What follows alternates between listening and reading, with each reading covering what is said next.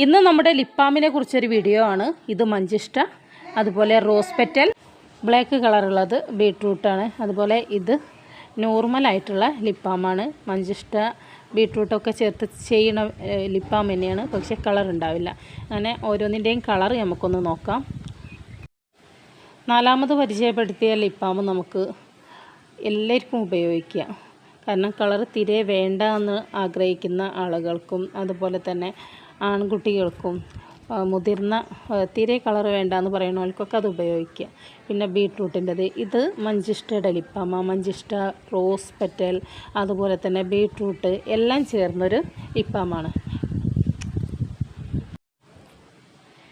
ഇനി നമുക്ക് ഇത് റോസ് ലിപ് ബാമാണ്. റോസ് ലിപ് ബാം നമുക്കൊന്ന് നോക്കാം കേട്ടോ. റോസ് ലിപ് ബാം നമ്മൾ കയ്യിൽ എടുക്കുക. ലൈറ്റായിട്ട് ഇടുകയാണെങ്കിൽ ലൈറ്റ് കളറേ ഉണ്ടാവുകയുള്ളൂ.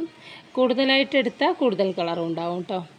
അതാണ് നമ്മുടെ എല്ലാ ലിപ് ബാമിനും അങ്ങനെയാണ് അതിൻ്റെ ഒരു പ്രത്യേകത. ഇത് റോസ് ലിപ് ബാമാണ്.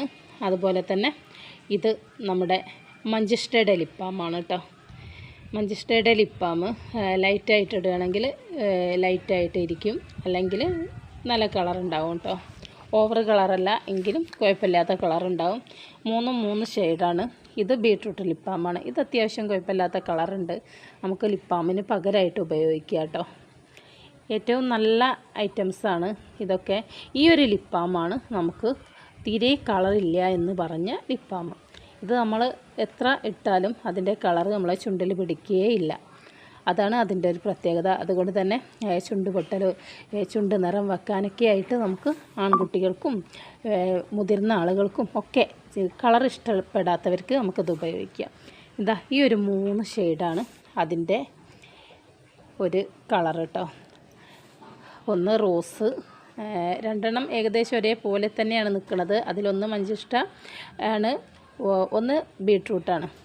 പക്ഷേ രണ്ടും രണ്ട് കളറാണ് കേട്ടോ. വീഡിയോയിൽ ഒരേ കളറായിട്ടാണ് തോന്നുന്നത്.